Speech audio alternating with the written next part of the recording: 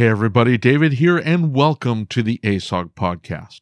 What goes through the mind of an A-level technician when they're about to put in their notice? What drives them to the point where they finally decide to leave? Are they leaving for more pay? Maybe it's better benefits? Maybe a better schedule? Well, Lucas and I sat down to have this discussion with Cody Gaddie of Codys Auto Diagnostics in Tucson, Arizona. Cody started his career as an entry-level technician and worked his way up to become his company's lead diagnostician. But he left for another shop, and eventually he had to go out on his own as a mobile diagnostician. Cody candidly speaks on why he eventually moved out of a shop and now works for himself. Before we begin, however, hit that like button if you're on YouTube, subscribe to the channel, or make sure that you have the podcast set to automatically download the latest episode on your favorite podcast listening app. And now, here we go.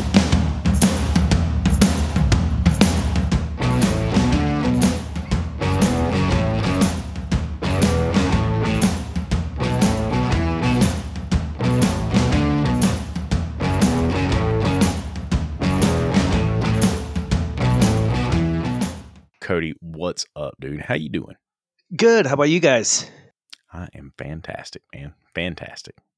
Did you hear any of my radiator story, Cody? I did. Yeah, that was pretty funny. This wasn't meant to be funny. You were supposed to sympathize with me. I did, but I laughed on the other end because I've been there. So that was a lot of work for. Hey, now you got a new AC machine, so that's pretty sweet. Yeah, he needed. I don't know. New AC machine. So I find out that no one in Kansas City has a flippin' 1234 YF machine. At least none of the repair shops. And everybody, I'm talking to place after place, and they're all like, "Just take it to the dealer." I'm like, screw those guys. I'm not taking it to the dealer.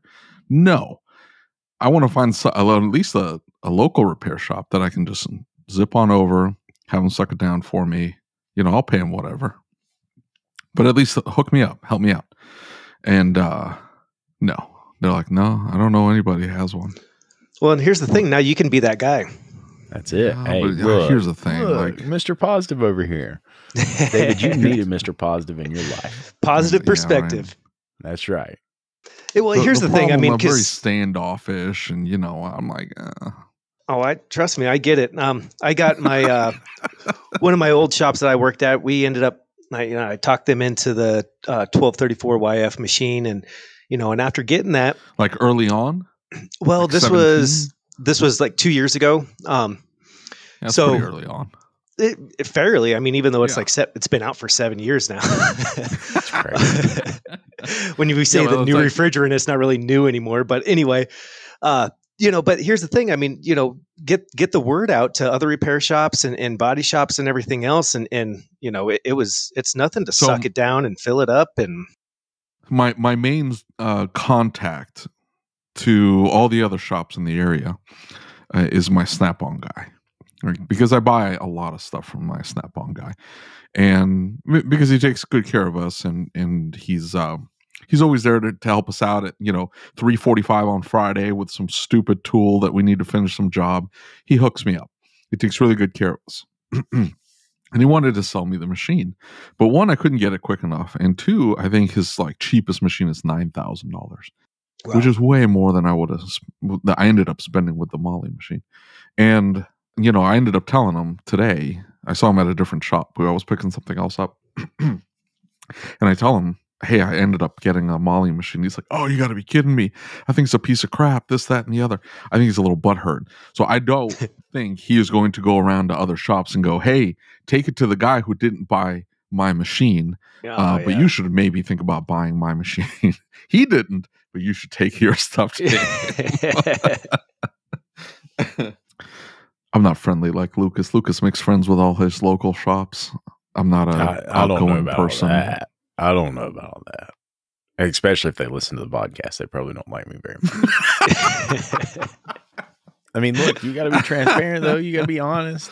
Hey, you do. And that's where I was like, man, do I do this podcast or not? Because It's no, and obviously I wanted to do it, but it's just one of those that, I'm sure I'm going to offend some people and are you going to offend them with your thoughts, or are you going to offend them just because you're now associated with Lucas and myself? Oh, probably both. Yeah. I mean, it's pretty simple concept. That's not good. I'm starting to wonder about the reputation we have. No. And it's all good. My thing is, obviously, I don't like talking bad about any shops or previous shops that I've worked at, but, coming into this podcast, I can pretty much only go off of my experience as a technician. And I've been in a couple shops, in the last 15 years. And, so it's, I spent 14 years of that in 16 years in 14 years in one shop and 2 years in two separate shops. So, I was excited to do this podcast, but there needs to be a change. I feel definitely. that in this industry and hence kind of why I'm doing my own thing and being mobile and stuff now is because of the bad taste I got in my mouth because of some shop owners and stuff. So I think it's good that we're doing this and just to change things around and get some information out for everybody. Absolutely. Well, so I'll tell you where all this started. A good friend of mine named Jen is a shop owner, and she goes into a couple groups and she posts that she's looking for technicians, and she wasn't trying to hire technicians from the group. She just said, if you're a technician and you were looking to change employers, what is it that you're looking for? What is it that you're trying to accomplish? And we all know how the groups are. There were some ridiculous comments. I mean, 80% of the labor rate and this, that, or the other, blah, blah, blah, blah, blah. And it became exceptionally apparent that some of them were trolls, but then there were these realistic ones who didn't really understand the shop operational side of things. And then it also became apparent that they weren't being treated well. And, just the other day, we were having this conversation in one of the groups and the conversation turns to training. And I'm like, hey, somebody said, who's coming to this event? I love AST. It's an event I go to every year. And all these guys are like, yeah, if I had the money, I would go. And I'm like, what? Hold up. Your boss doesn't pay for that? Whoa, that's weird to me. Right. And we began to talk about it, and it seems like this is a pretty big problem. It is. Techs aren't really being appreciated and they're not being trained. What's your perspective of that? Are we as an industry just missing the ball completely? So, to go off your comment as far as the training, the company, I'm going to refer to my one shop that I spent 14 years at, because that's pretty much the shop that I started from the ground level and just built my reputation and became the tech that I am today and stuff. It was a great company. They did pay for training. They wouldn't pay for you to attend training, but they would pay for training. And that would be local training like ATG or O'Reilly's, or we have Merle's does some factory training and stuff. So that would be, if you wanted to go, you had to register and you could go to these trainings. And don't get me wrong, any training is better than no training. And right. I started attending when I was still super green. I just started attending every single one of these classes I could get my hands on. So there's weeks I was going to 3 different classes a week, and the shop would pay for it. So, that was awesome. Now, fast forward a little bit to when I realized, once I start networking with guys like yourself and getting out there and realizing that I had no idea of the ASTE, of the Vision, of the Super Saturday, of all these other awesome trainings that, we are not physically going to see here locally. We're lucky to have ATG, and ATG is the cream of the crop when it comes to local training here. But if you want anything else, you're going to have to travel. So I bring this up to, I paid out of my pocket to go to Super Saturday 2 years ago, or the last time they had it live. And man, it was just such an experience, not just from the networking, but the training that I don't get locally. It was just that one day it just like changed my career to be around so many guys that have the same kind of passion. And so I came back from that just ramped up. I'm like, you know what? Local training is awesome, even though I'm the only one out of the shop that I worked for, the company I worked for had 15 shops here in Tucson. And it would be me and two other guys maybe at some of these classes. I was at every single one. These other two guys would be at, it'd be hit or miss if they were attending. And people out of 50, 60 technicians in the whole company, nobody was taking advantage of this free training. And that's crazy to me. It's absolutely crazy because they want to get paid to go to the training. They shouldn't have to work a full day, and then they should have the training paid, and then they should also be benefiting to be going to the training. Not like you're not going to learn anything. I never thought that way. Well, you're I'd work a flat rate. Exactly. They'd want, I want to get paid. I want to get paid 2 hours to go to the class or something. And but they're on flat rate, right? Exactly. Yes. Yeah. Okay. And, so it's me, I looked at it differently as far as, this was free education. I ended up not going to UTI right out of high school and stuff. So I was just getting any kind of training I could possibly get. And like I said, even if that meant coming out of pocket, like going to Super Saturday. So I go to the CEO of the company and I mentioned, Super Saturday. And I was like, this training is just, it was awesome. I think it'd be ideal if we could, I'm not saying just me or even sending me, but, I think it would be a good idea each year to, send a handful of guys, whether it be managers, because there's management training, all this training that's out there, and my company never provided any kind of management training. So all these technicians have to do all this training, but managers or service writers, there's no training for them. So that's, and I'm sure we'll touch on that a little bit later and stuff, but there's training for every single avenue of this industry, and it shouldn't just be technicians going to the training. It shouldn't just be, managers going to the training. I think it needs to be, if you're going to work as a whole, you all need to participate. And, my shop was pretty much like, or the company I was at that time was, that we're not making that kind of investment for airfare and everything else. Then they mentioned as far as like, what about getting these classes locally? And that's when I reached out to Brandon Steckler and I was like, hey, would you do your class local to us and stuff? And I was in the process of getting that all set up and everything. And then that's when like COVID and stuff happened. So it was one of those, man, I'm doing all this legwork to bring these classes to them since they don't want to send the guys out to these trainings. And I started building resentment because they did not see the value in it. And I'm there with, managers and shop owners and other people in the industry that are just like so excited to be there that it's an amazing experience. And here I come back to my company and I feel deflated. They're like, it's not worth it. I'm like, you have no idea it's not worth it. I see two perspectives of that. And so one of the perspectives is, and this is probably going to upset some technicians, and I don't mean it in a negative light, but I think many, many shop owners have been burnt by technicians who just don't give a damn. Right. And by that, I mean, we've all had, I know David's hired some, I know I have hired some. I have experienced a technician who, he would go to the training if you asked him to go, but you were just throwing money down the drain. You'd go out and find the guy over there, walking out of class to go have a drink or go get some food, but wasn't even in the class. And, I found them not engaging.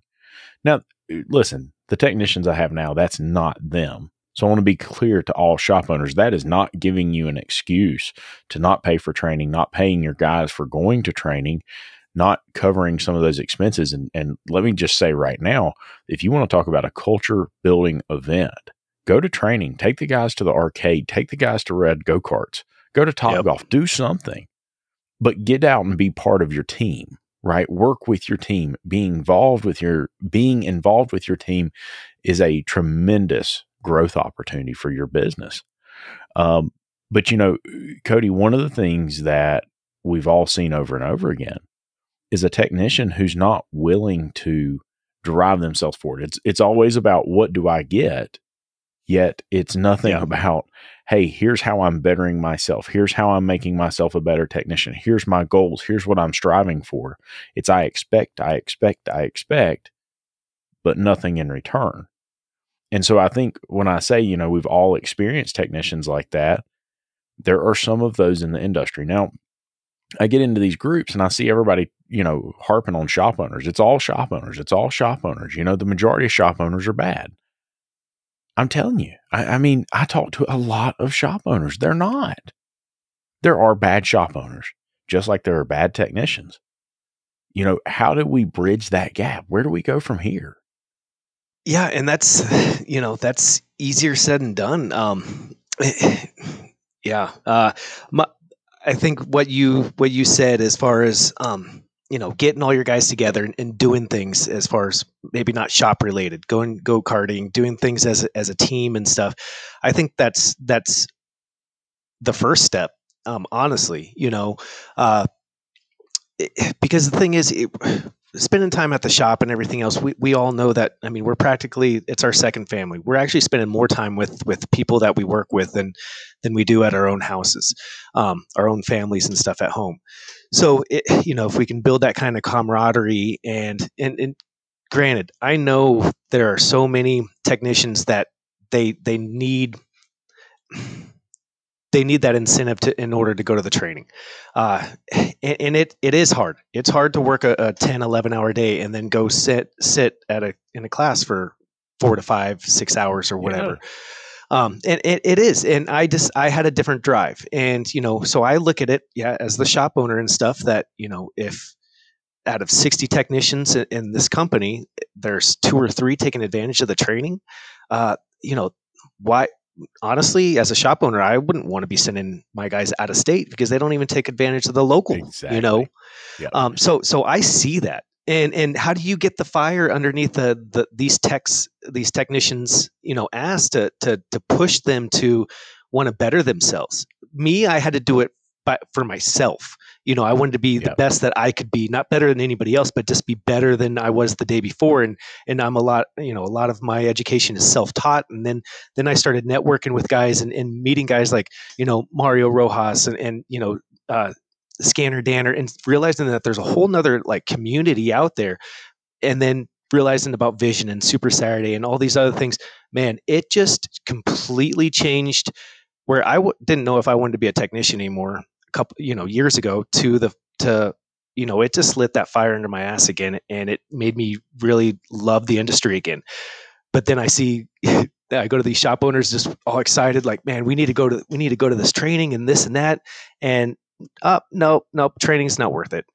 And, so it's a deflating moment, and definitely the networking with you guys, realizing, seeing how you guys take care of the technicians and everything else, man, once I started networking is once I realized, I came out of the shell of working in a shop for 14 years within the same company, realizing like, man, there are some like companies that really, really value technicians and really go above and beyond, and things that like I struggled with current, at my situation, at my shop.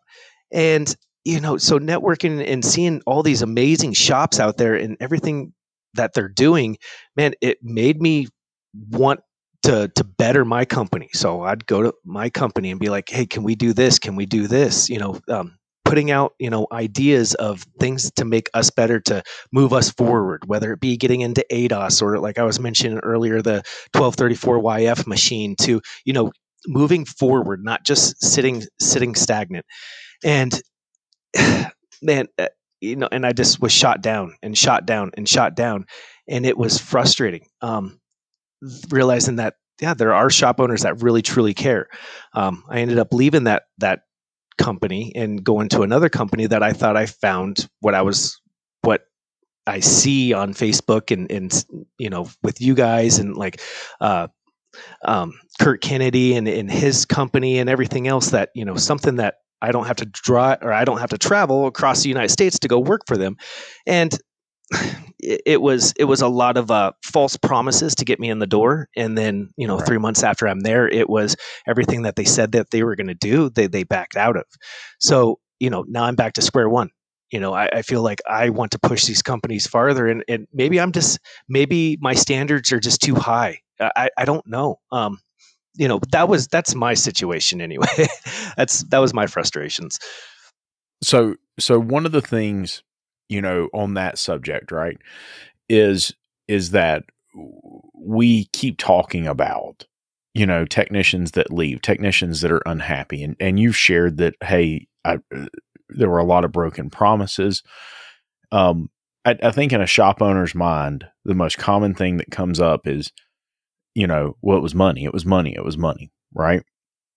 And they think that the number one way to hire a tech is just keep promising more money, and to the point they feel like they don't have any more money to promise, and the tech wasn't as productive as they thought they could be. They didn't have the throughput, and there's lots of reasons, especially when it comes to the profitability of the business.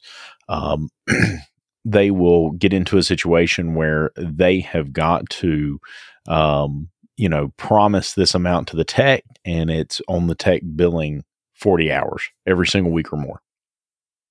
So I guess my question for you is it just money? Is that what let you down in the shops you went to? Okay. So no, absolutely not. The shop that I was at for 14 years, well, I should say, let me rephrase that. Yes and no. The shop that I was at for 14 years, it got to the point that, I continued to grow and grow and grow. And my company ended up getting bought out by this company that came in, and it wants to turn into this huge tire conglomerate, which granted, we never did tires before this. Now they're trying to compete with Discount Tire. So our whole business model for our company, where we are 100% service and repair, now went to we're 90% tires and now 10% service. They want to say it's 50-50, and it's absolutely not. So once that happened and all these changes came in and everything else, I saw this company heading a different direction. And I realized that the money that I was making, because I was making extremely good money, but on that flip side of making this extremely good money, being flat rate, at the end of the year, yes, my numbers were awesome. I made good money, but that doesn't include the weeks that I was there at 5 o'clock in the morning. Doesn't include the weeks I was there till 10 o'clock at night. It doesn't include like all the overtime that I put in year after year, because I want to make more money than I did the year before working flat rate. It's a competition with myself, and knowing if there's work sitting at the shop, my anxiety level, I'm one of those, I would rather be, doing something. If I'm sitting at home and not doing anything, man, I'd rather wake up at 5 a.m. and head into the shop and make some money. So the numbers at the end, like I was saying, the numbers at the end of the year looked awesome, but that was a lot of sacrifice, those 14 years away from my family. 6 years of that, I was working 6 days a week. So, is it all about the money?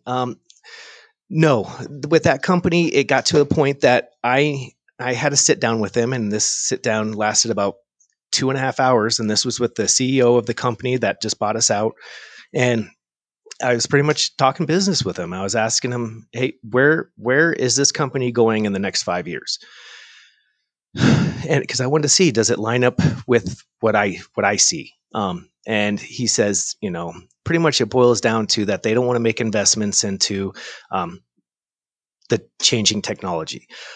They want to continue doing alignments, brakes, struts, shocks, and tires. Okay. And, that's all fine and good. But no change to move forward. So, that then we started discussing my pay, and I was pretty much told that he can, if I ended up leaving, he can hire 4 tire guys to bust out tires and stuff for what he pays me. And I was like, okay, that's all fine and good. So Peace, I'm out.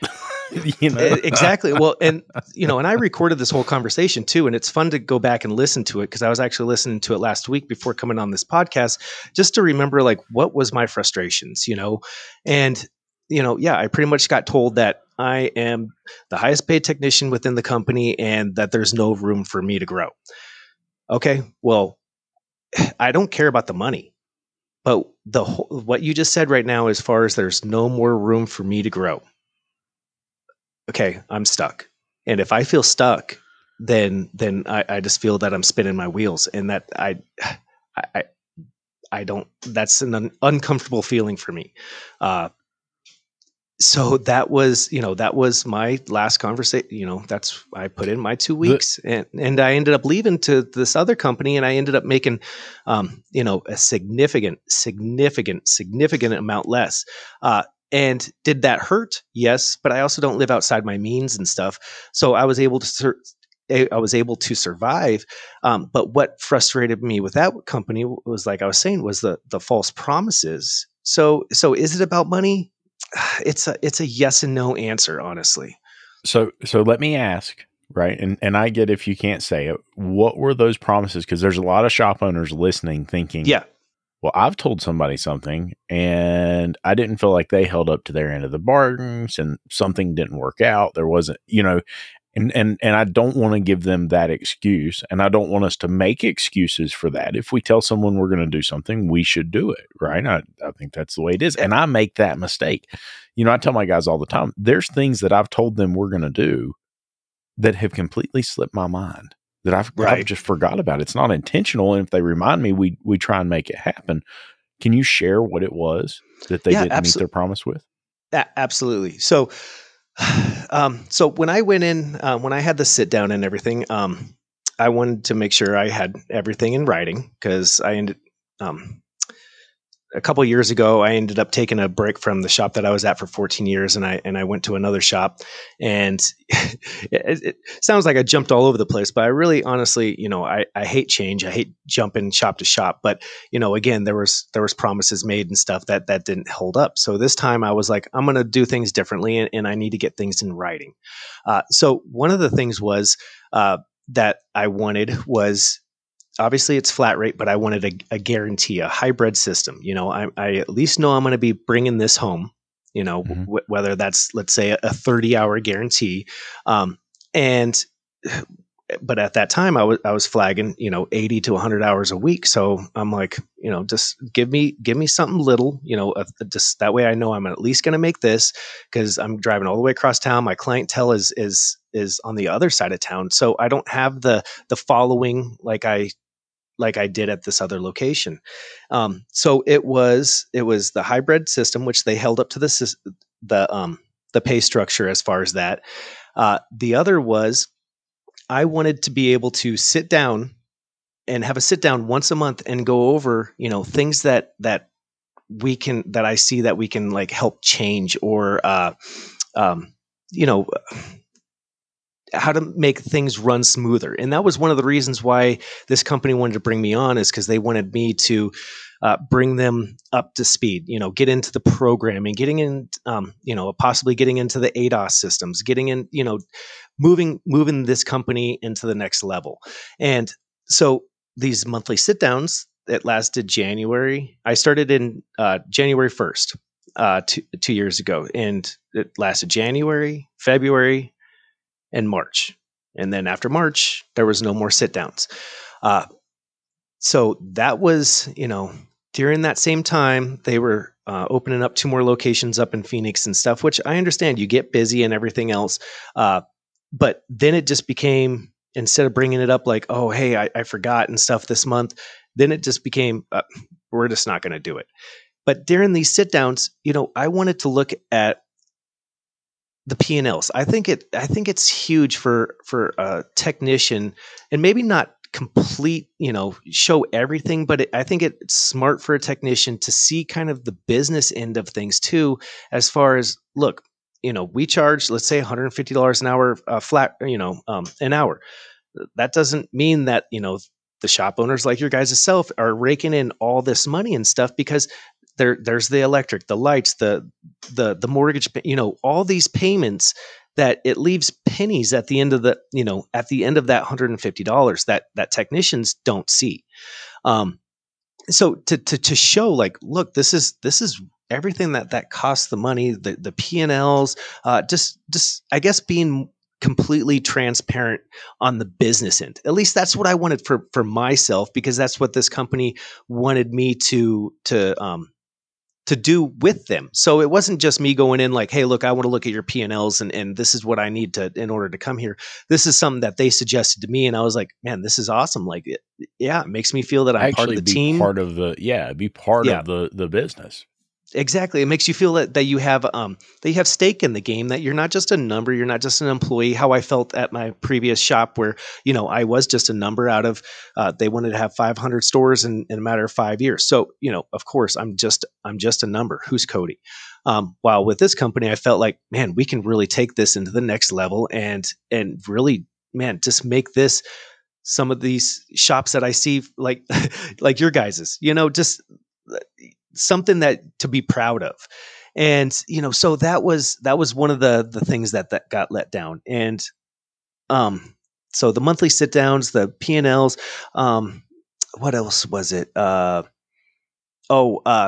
In the fourth quarter, we were going to talk about the ADOS systems, look into that and stuff. And as far as, because we had a location up in Phoenix that has a perfect, they have a shop behind their shop that has no bays or anything else. And even though it wasn't going to be at my location, they wanted me to help set it up and stuff and get the ball rolling on that. And they didn't know the first place to turn to get started on that. Well, with my contacts and everything else, I was like, I can definitely lend a hand on this. I can get you in touch with the right people. We can get this taken care of. That was another thing that was just honestly never talked about again. I know it's a huge expense, but I also know that there's a market for it, especially in Phoenix. And it's not, it was these things, the other thing I'm thankful that that I got it in writing and that I had that hybrid guarantee, because, I went from the shop that, man, I was usually the highest guy in the company as far as flagging hours, to now I just went to this other company and I feel like I just started all over. I couldn't break 20 hours a week. And right. So what's going on? So it's not completely about money, but man, if I didn't ask for that guarantee and I went in there and I was just on the hybrid pay, oh man, I don't even know. Want to know what I would have made last year. What caused the dip? Yeah. Oh, what caused the dip? Yeah. Man, this shop. So where I was at before, it's all volume, we'll see 30, 40 cars a day. Saturdays, anywhere from 45 to 50 cars. And, this other location, they'll do appointments, and it's, out of like 4 technicians, they'd book like 6 appointments. So it definitely wasn't the fast paced, which was nice in a sense, because everybody wants their car done, it was just the business, this, the flow, the structure, getting the stuff sold took weeks. I don't know. I mean, did you say weeks? Weeks, absolutely weeks. I mean, we take hours sometimes, and it's like, hey, come on, man, what's going on? And here? That's just it. Our parking lot, we had a big area in the back where we'd park all the vehicles and stuff, and it would just be full. And it's full of cars. There's thousands of dollars of money sitting there, of potential money sitting there, of work to be sold, but it's not sold yet, and it's been weeks, if not months, and that's just I don't. That was definitely very frustrating. So you would say that poor shop management is as much an issue as pay. Yeah. Oh, hold on. I'm curious about the shop that had customers coming in and allowing their vehicles to sit. Not that I don't have one or two, because, projects. But to have an entire parking lot full of vehicles that aren't moving. I wondered the same thing. I still wonder the same thing. How do they come back? I mean, the customer at some point is going to go, I could probably find a shop that can do this in, half the time, a third of the time, same day. Right. Next well, and day. it wasn't. I don't know if they just weren't on them as far as, trying to get the work sold within a timely manner or anything, but you pretty much knew that after you wrote something up, if it's a brake job or whatever, you pretty much, you put it back together and pull it out and pull something else in. That's if there's more work for you. Just knowing that, it's just a process. And, they also had the rental, not the You're going to rental have cars, to but PM me these people's names. I'm interested in finding out what marketing that they're doing to keep these customers coming in. You're saying they're expanding too. Didn't you mention that? Yep. Yeah, they were opening up 2 more locations up in Phoenix and everything. And like I said, so I don't. This is fascinating to me. Hold on for a second. Let's not get off this point here because I'm interested. Hold on. I just want to make sure I'm clear here. So these people are marketing, however they're marketing to these customers to the point where they've expanded to several locations with the specific process of bringing in X amount of cars a day and then letting the cars sit there while they, or get around to selling the work and then maybe getting the work out the door. Did everything just sit under, waiting for authorization or? Yep. Absolutely. So we were using the digital video or digital inspections and, so the program and everything, man, I would have a computer screen filled with, waiting for authorization, that it's just, even when I left, there was probably 5 or 6 cars that were still under my name that, half of them were torn apart. I don't know what to tell you. That's crazy. That's interesting. It is. It's crazy. And I can't put my finger on. But I don't know. Because if it's waiting for the authorization, you've presented the work. And I'll let the vehicle sit. If we've done everything we're supposed to do. So we get the vehicle in, we inspect it, we quote everything up, we send it to the customer, we have a conversation. I know a lot of shops the shops with owners that have boats, they make sure they get the sale closed. Like, let's get this rolling. Let's get this done today, tomorrow, whatever. For the most part, these people need their cars. So I never have to put that kind of pressure on my customers. Like they need their car back. Like they want to know how fast. It's not even how much. It's like, how long do I have to wait? Yep. And especially now with the stimmy money out, it's like, how fast can I get my car back? I don't care what it costs. Just do it all. I need this car back. And even if they were sending everything out, eventually you do run out of work. Like you're saying, you're flagging 20 hours when you were doing 80 before. They've ran out of work, sold work. Yeah. Yep. And if we're getting close to that point now, if the car's sitting, especially if the car's sitting in my shop, I'm making phone calls. Like, what are we doing here? Like, do I need to get you financed? The vehicle can't be driven. What do we need to do? And then we're having that conversation with the customer to push the process along. But I don't know. I don't know that I would get to the point where, okay, my guy's going to stand around. Unless I just ran out of everything, which does happen.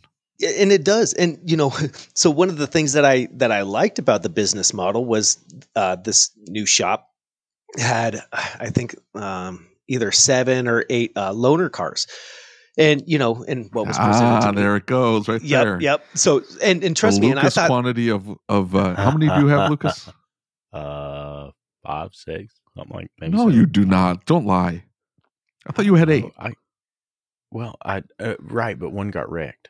Yeah, that means he has 12. Yeah, so he's saying 8. That means 12. I don't know. I'll give you the login to the loaner software. Just log in and take a look. I'm still waiting on my title for my 4th and 5th.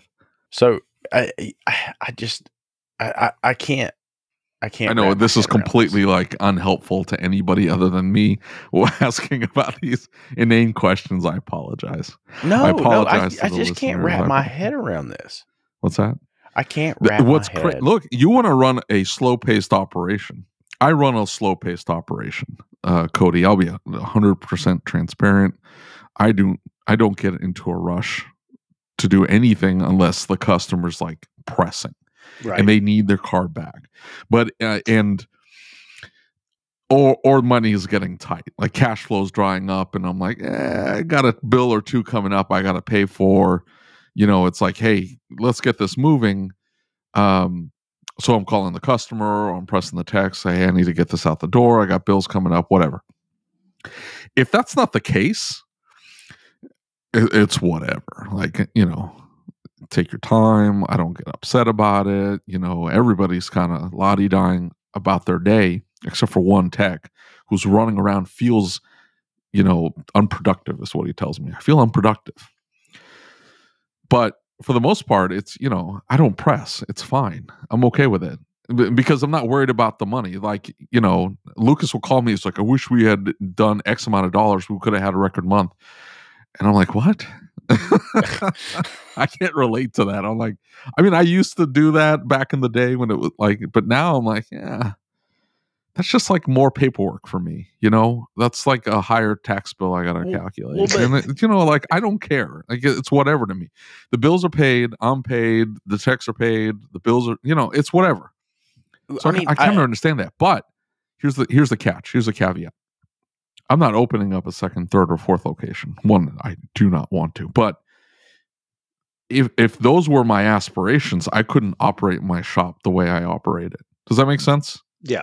Like, now I have to try. I have to put like real effort into it. Like, I have to go in and go, hey, what's my payroll percentage look like? I'm a little, like, I'm heavy on payroll right now, but that just, lets me do other things. So I'm okay with that. It's okay spending the extra payroll, but if I would needed to run leaner so I could, put more money in the bank and therefore be able to open that second or third or fourth location, like, I couldn't operate my shop the way I do now. It's just, but you're telling me these people are doing it. They're living the dream. They're doing it super slow and to their own pace, but also getting second and third locations. These people are unicorns. Well, and I can't say so. The other location that's here in town, they would do some stellar numbers. Our location just not so much. The other location is the original location and everything. So I don't know if it, maybe that makes more sense then. Oh, well, I'm still intrigued though. I'm over here like, I guess the technician in me is trying to figure out what's wrong with their business. I am trying to do a testing routine within. Well, he's saying that 4 technicians and he's getting 6 cars in the door. That's just not enough cars. Right. 2 technicians, 6 cars is okay. So if your ARO's in line, that's not bad. But yeah, we run 3 cars a day per tech. So, yeah. At the very, very most. And at that, we're booking out. But what's your build hours per RO? 5 or 6, depending on what the week looks like. You should know this number. You don't want to say. Okay, 4.5. Okay, well, there you go. But it will run up to 5 or 6. Let's look. I honestly don't know right this minute. We're going to go look. But 3 seems like in my shop, if I've got 3 per day per tech, that keeps us humping. We're moving. It's enough to process, and we'll sell enough work on. We won't sell everything on every car, but we'll sell enough on 3 or 4 cars that it justifies having all 9 in there, and it pays the bills. So that seems to be a sweet spot, but we don't hit 9 every single day. It'll sometimes be 7, and then my service advisor will freak out, and it'll turn into 3 because we're backlogged. Right now, we're backlogged with sold work. We've got enough work to go 2 weeks without getting another car in the door, and we'll still have work. Yeah, and I will say, so the difference between those 2 companies, obviously the one is, I like to refer to it as like the company I was at for 14 years, like it was the McDonald's of the automotive industry, because they just wanted to turn and burn. Like I said, it was nothing for myself. I'd get handed 7-8 cars a day at 8 o'clock in the morning, and then continued to, here, do this oil change and then do this. And then, that was just the drivability work or diagnostic work and stuff that I had.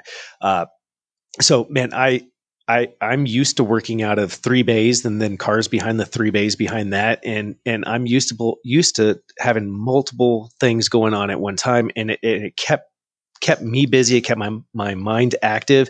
And when I was at work, man, don't even really talk. Like I'm just focused on work. I wouldn't eat, I was there to work. So being told, about this other company. I can't even relate to that. I mean, I understand that, but lunch is an event at our shop. It's everybody walking around for 30 minutes asking, where are you going? I don't know. Where are you going? I don't know. What do you feel like? I don't know. Let's get some. And of course, my thing's fried chicken. So I'm like, let's go get some chicken sandwiches. And then everybody goes, and then we're all sitting and eating, and nobody's eating together. We're not talking to each other. We're just very focused on our food. But after I eat, I'm ready for a nap. And so I don't have enough, I have too much work to take a nap. So I'm like, man, I need to get this stuff done. I can't slow down. So I'll eat at the end of the day. And I'm still like that, even being mobile and stuff. So being told that, this is a different kind of shop and it's not as fast a pace and everything, it was kind of a selling point to me at the beginning because, first of all, like I said, it's not always about money. I beat my body up for 14 years, like, bad. It took a toll on me and made me age as far as, with back issues and everything else, that if I keep going on that same pace, I'm not going to be 60 years old still standing upright. So I had to think about the future and stuff. And maybe it is taking, not making as much, but making still a decent salary and, not working as fast a pace. And it has the loaner car. So you don't have to do the motor in one day and transmission on the same day and then do the timing change. Then they all have to be done today. It takes some pressure off of you. But then go in there and realizing that, yeah, there's absolutely no pressure. It was too relaxed, and I would have been like I was running around that shop like your technician saying, I just feel unproductive. Yeah. Here's the difference though. Like I pay my guys salary. So they make the same regardless of the amount of work they put out.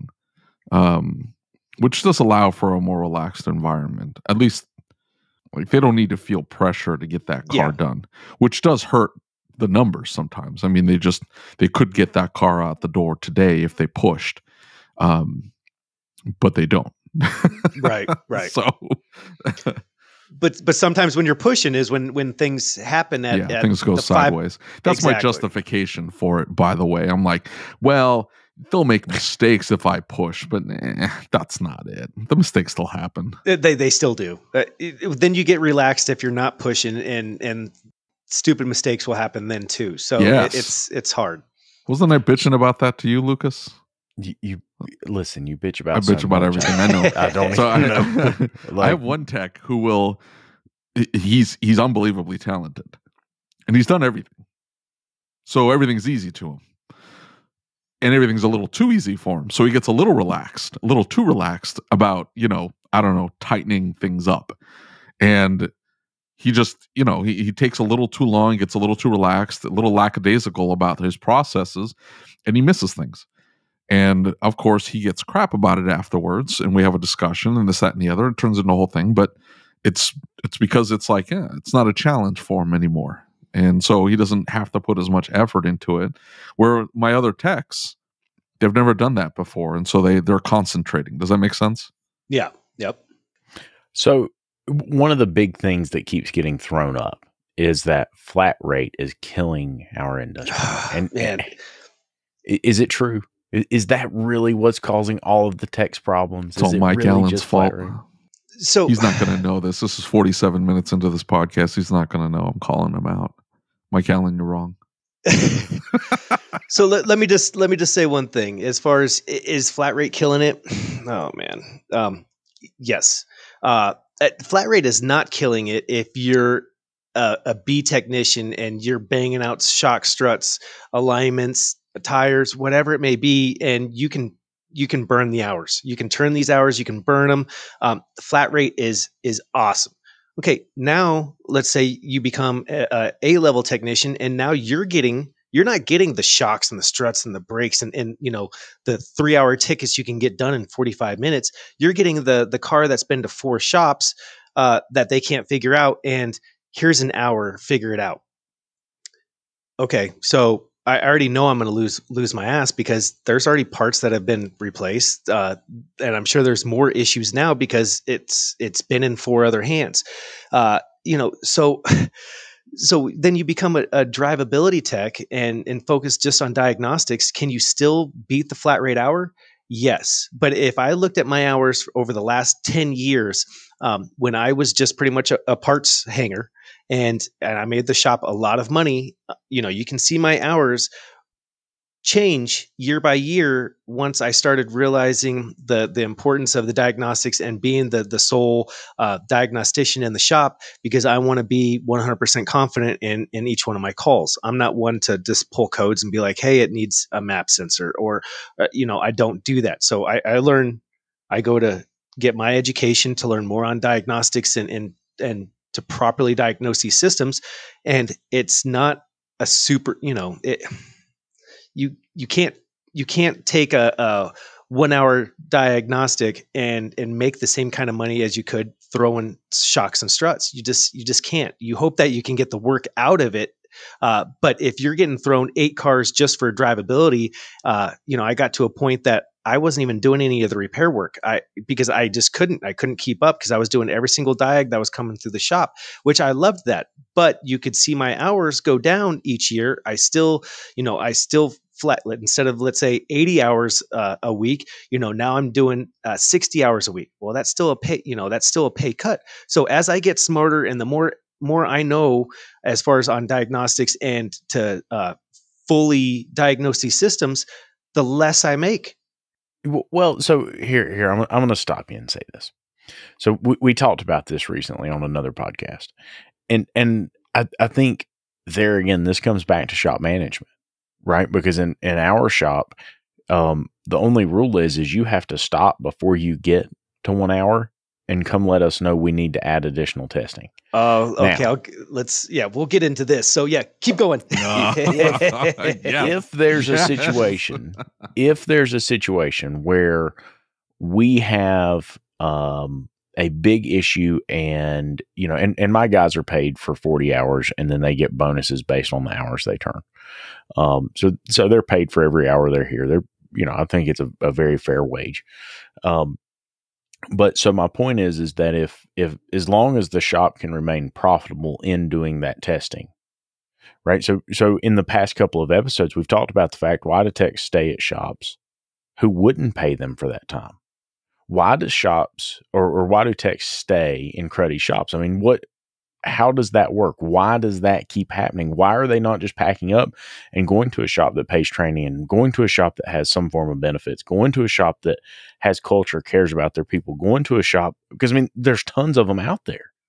I've yet to find one of them out there locally. Dude, there are tons of them. And trust me, I get it, and seeing, being on networking with you guys and everything else, and seeing that there are tons. And I honestly thought I was taking the step in the right direction by going to this other shop and everything. And that was another thing.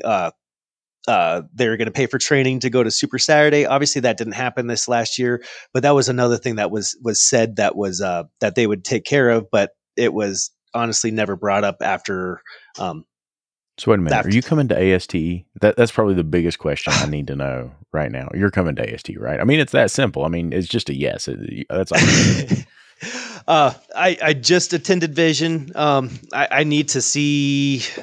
Now I need to talk to my boss and see. So, which is myself now. So, right. No excuses. I mean, I'm just going to take that as a yes. I mean, look, it's a great training event. All of your friends will be there. I want to go to every single one that I possibly can. Obviously, now that I'm forking the bill for every single one of them. Seeing that's huge, because I'll tell you what, right? The Vision was not the same. It does, because Vision was not. Sure, my first Vision experience this year being online was I was not excited about it, and I didn't participate in the classes. I watched the classes afterwards, as far as the recordings. It was not. You lose quite a bit. You lose quite a bit not having it in person. Yeah, you do. So I'm excited about being in person training coming back and everything. That's huge, and I really do want to make it to ASTE. Is it going to be this year? I don't know. I'm like I said, I'm going to have to see the funds and time off or whatever. Obviously, trying to get my business built up to a point to where I can start taking some time off and taking advantage of those kind of things. So you said that you had a reply, at least, because that ends up on the flat rate thing, because that was Mike Allen's pitch. He said, look, we're flat rate, and it all depends on good shop management.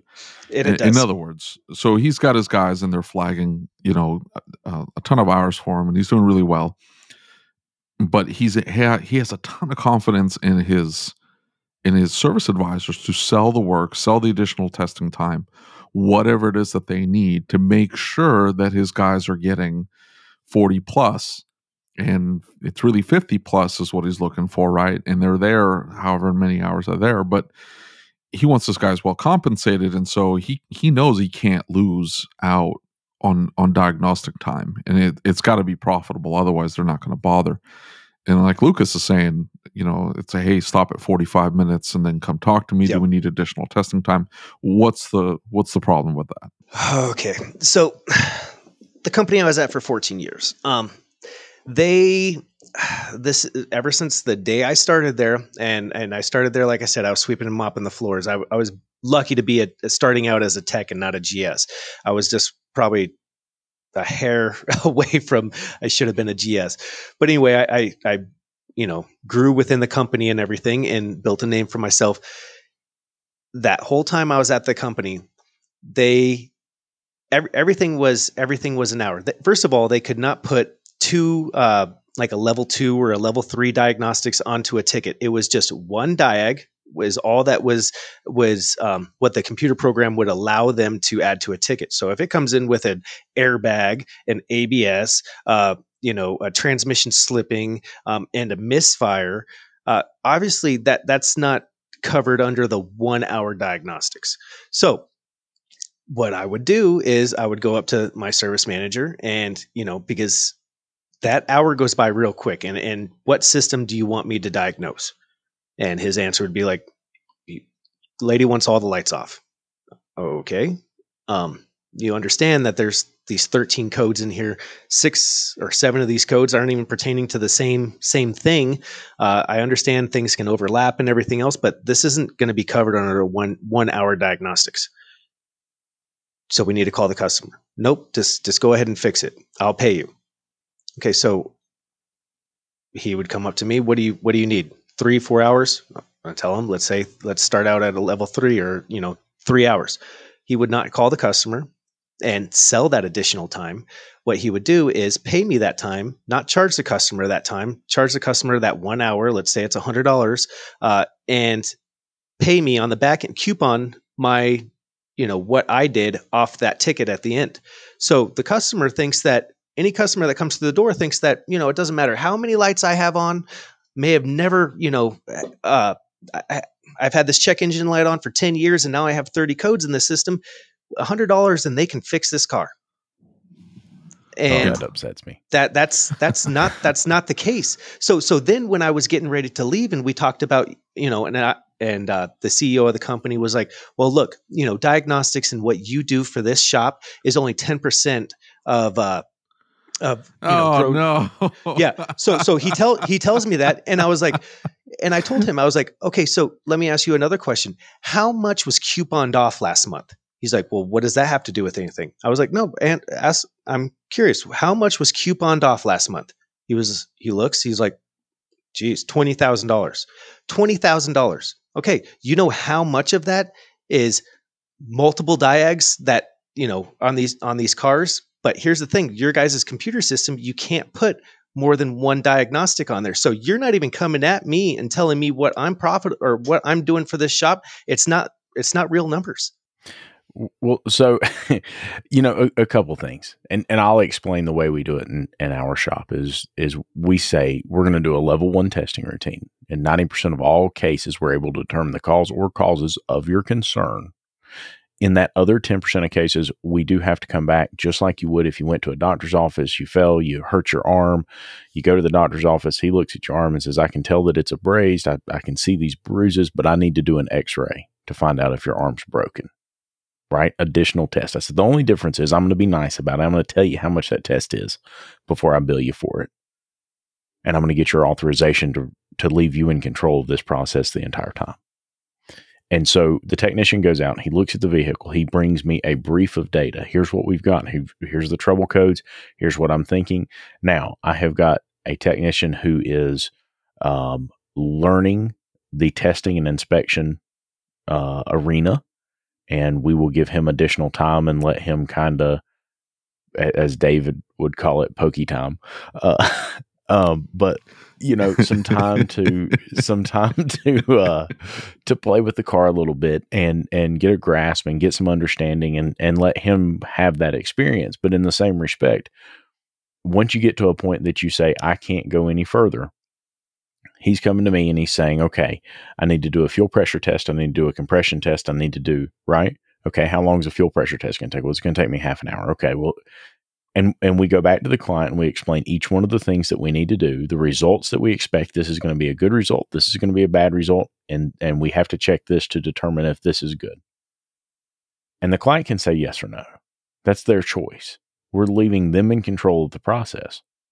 But I'm not doing it for free. And that, in my mind, is one of the key issues with our industry right now, is that we're not showing our clients how important and how much work and how much knowledge it takes to obtain this information.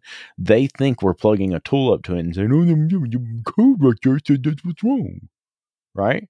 I'm still waiting to buy that tool. So, dude, me too. Me too. Brandon Dills said he was selling it, and turns out he's a liar. So I mean, I think that so much of this is solved with a simple process, but so many shop owners are really afraid of this. No, they are. Right? They absolutely are. And I think they're afraid of it because what if? Hold on. You're trying to pivot here on this conversation. Don't pivot away from the conversation. How am I pivoting? You're pivoting. Hold on. One, I hate level 1, level 2. I hate that. I absolutely hate it. We're going to do a level. No. 1, 2. Is that a level 2? Let's go back to this flat rate thing. Is that a viable way to handle things, Cody, in your mind? That's why we have you on. We want to see your opinion on this. Is that a good, reasonable solution to the flat rate and diag conundrum? As far as what Lucas just mentioned? Yeah. Oh, absolutely. And I didn't want you to say that. I wanted an argument here. No, but that's exactly what it is. And that's because, Lucas obviously got educated. I'm sure, I mean, if you came up with that yourself, then more power to you, Lucas. But I guarantee you went to training and everything else and learned that. And that's where, what I was saying at the beginning of the conversation is, or the podcast was, it shouldn't just be the technicians going to these trainings and stuff. There's this kind of useful information out there that, teaching the service writers the value of the diagnostics and what's involved. If you're just going to coupon it off, how does that make me look? How does that make the shop look? It makes it look like we don't know what the heck we're doing when I have, $100,000 worth of just diagnostic equipment. That's not including one wrench that I pay for, and you're going to coupon it off. I mean, yes, I still get paid, but how does that look to the customer? If you sell it to the customer, and just like selling anything else, you're selling a service, and you're selling, we need to do a fuel pressure test, we need to do a compression test. If you were completely transparent with the customer, and you're telling them how in depth and everything that these systems are, man, more power to you. And it shows the value of why they are paying that diagnostic fee. And it's not just plugging in a tool, and it's not doing X, Y, and Z. It's, it can take 45 minutes just looking up service information, description, and operation, learning how the system works if it's something you've never worked on before. Yeah, I guess that's why I don't like the whole level 1, level 2, level 3. Like almost every single problem is going to get eaten up by looking up TSBs, looking up theory of operation, figuring out, pulling the Dwyer diagram, pulling codes. What are you at? 45 minutes at that point? Yeah. So, what is it really that you're going to tell the customer? It's like, well, we looked up, TSB theory of operation after we pulled codes, and we saw sort of the game plan, what we need to do from here on out.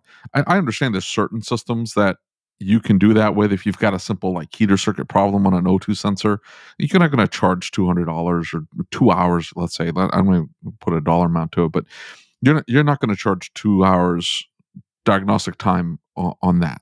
It's one heater circuit code. Like, you should be able to figure that out in 45 minutes. Even the most, I don't know, the sophisticated heater circuits aren't that complicated. You should be able to diagnose it pretty quickly. But in situations where there are multiple codes and multiple systems involved, why not break it down into testing? For the most part, average misfire testing time is 2 hours, and 2 hours at your diagnostic rate. So that's what you tack onto the ticket. And you say, hey, looks like you've got a misfire, or the car's shaking like it has a misfire. Let's get you pre-approved for this type of testing. Here's what we're going to do. We're going to do A, B, C, D, and E. We're going to take pictures of everything, so you're going to see exactly what we're doing, and then we're going to make our recommendations based off that testing. Yep, I like that, and that is something that I ended up bringing up to one of the shops that I worked at, or the last shop that I worked at, was cars come in with no communication issues. That shouldn't start out at a level. Sorry, I know I keep saying it, but it doesn't come out to the one. You shouldn't say that level one. You've got no comms. Like, hey, this is going to be an issue. This is going to be difficult. Like, this isn't going to be a 2 hour. It may not even be a 2 hour. At the same time, though, if you've got a good diagnostician, they can probably knock it out in 2 hours. I mean, he's going to go into the topography. He's going to start pulling modules, and he's going to scope chain lines very quickly, and he's going to start pulling modules and say, boop, boop, boop. Yeah, I found the module that's pulling the whole system down. This thing's boo boo. Let's say that let's say it's just a standard 3 hours for like a no-com issue. And you can discount it at that point. I'm okay pulling hey, we found this thing on 45. No, I never give time, but we were able to find this thing pretty quickly. Okay, but on that same note, the guy that's been doing it for 20 years and he was able to figure it out in 45 minutes on this complex network that has, 30 something, it's nothing to have 30 modules and stuff anymore, let's say. I guarantee his first time that he ever did that, it did not take him 45 minutes. So here's the thing: I could do I could spend 45 minutes worth. I can spend 45 minutes worth of work doing shocks and struts and make 3 hours. But if I figure out this complex no-com issue in 45 minutes, why am I not getting paid the 3 hours? Because I guarantee it went to anybody else, they wouldn't have been able to figure it out in 45 minutes. Yeah. Well, I guess that's a bad example. I'm mostly talking about like, hey, this thing was unplugged. I fixed it. Right. No, and I get that. But that's where the flat rate, I feel, is, if you're a parts hanger, it's awesome. If you're a diagnostician, man, see, now that I'm mobile, I'm showing up to the shops. I'm the last resort. They've thrown parts at it. They have nowhere to turn. I showed up the other day and it was a relay. Figured it out in less than an hour, or less than 30 minutes, actually. Yeah. So less than 30 minutes. Well, that's what Matt Skundrich was screaming about in the last podcast, one of the last few episodes. He was screaming about it. It's like, morning. Hey, it's $250 for him to even touch the car, because he knows every single car that he's going to look at has been parts cannoned and molested to no end. And so he knows this is going to turn into a cluster. Oh, listen, you come to my shop and you tell me it's been in another shop or two other shops, or your boyfriend or your boyfriend's uncle or your uncle's boyfriend. My other mechanic. Dude, I'm telling you right then, it is automatically, listen, we're going to start with some testing. It's probably going to be in the neighborhood of $400.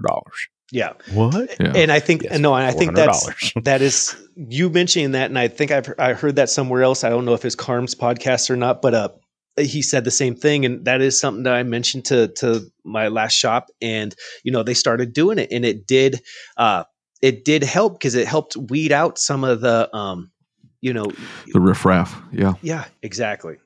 So what's and here's the problem though. The other issue here I have with flat rate, you've mentioned the diag time, which I guess can be mitigated to some degree with the way Lucas does things. And I think Mike Allen does a very similar setup, right?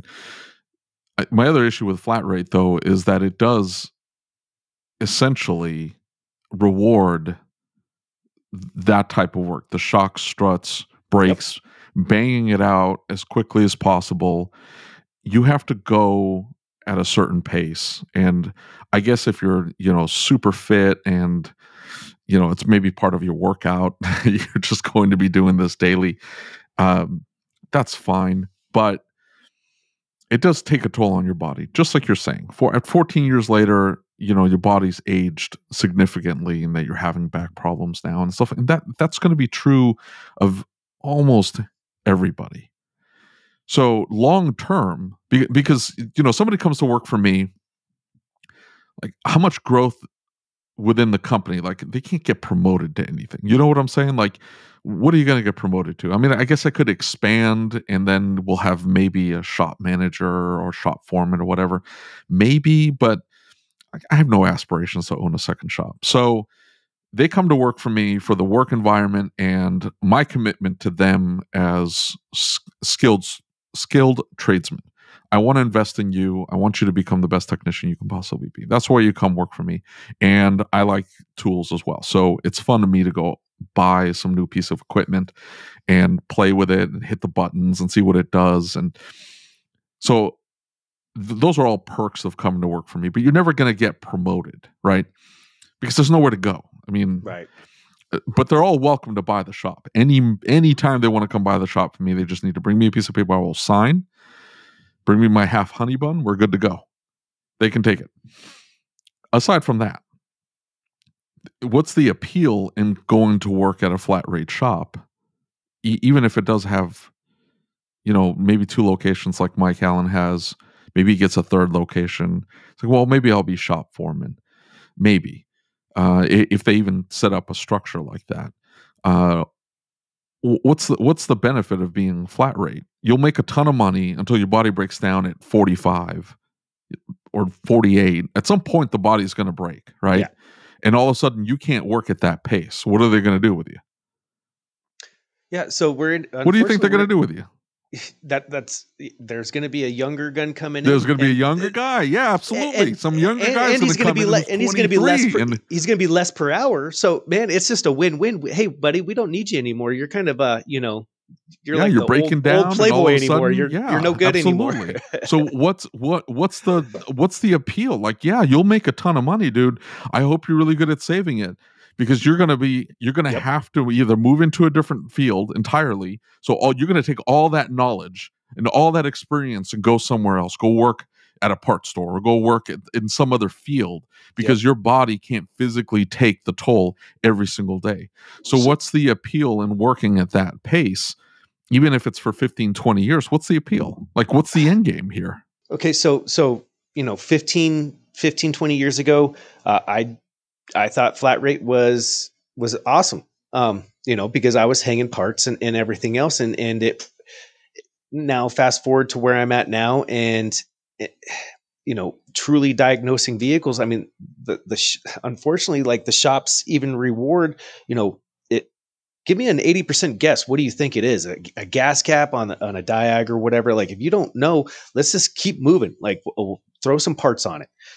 That's obviously not the way I want to work or anything else, but man, flat rate, you feel rewarded for, let's just turn and burn. We'll figure it out if it doesn't fix it. My Identifix says 87 confirmed fixes on this, so let's just throw this at it and hope it sticks. We all know that, and it works like 70% of the time. So okay, and if it works 70% of the time, hey, that's still passing. Yeah, ASE testing, that's still passing. So you keep going with it, right? Not until did I really go in depth as far as diagnostics and understanding systems and wanting to know how they function and knowing how these systems work. Unfortunately, we're in an industry that the older you get, the less money you're going to make if it's flat rate. And the older that you get, the less money, the older you get, the less money you're going to make physically, because you can't turn those kind of hours like you could 20 years before that. And then the more you know, the less you make. So here you're the diagnostician. There's the perception, Lucas. There's the perception, and that's reality. Like that's a technician who's put the time in and now has progressed into a different level of knowledge and experience and expertise, saying, I can't hang struts all day at the pace that I could 20 years ago. Okay. So therefore I'm going to take a pay cut. So what does he do? He goes and becomes a mobile diagnostician. He could be a fantastic tech working at a shop right now, but he's not. He has to go do his own thing. So I completely agree. And I see that, and I struggle with that as well, right? That's definitely a problem you've got to figure out how to work through. And especially with flat rate, that problem is definitely worse. And so, God, Eric's going to kill me. I have an older tech. His hair is thinning. He's What's wrong with that?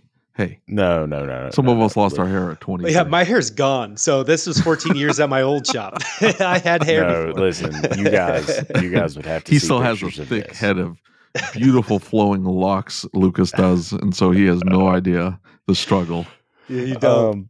But so I guess my point is that I don't know the answer to that. Right. And if you're going to maintain a production-based pay plan, that is going to be a result of it. Right. And that is something we will have to figure out a solution for.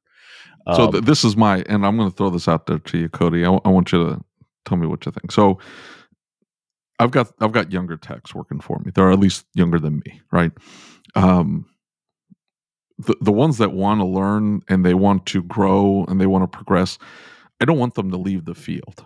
I want them to stay technicians. We need good, smart, motivated, engaged technicians. So I need to keep them in the industry.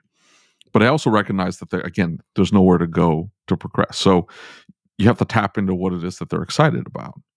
And so what I'm looking at is, one, let's put them on a retirement plan. Let's make sure that they're socking money away into an IRA on the regular, because it doesn't take very much. Like, I tell my guys $75 a week. I pay them weekly. So you won't even notice it.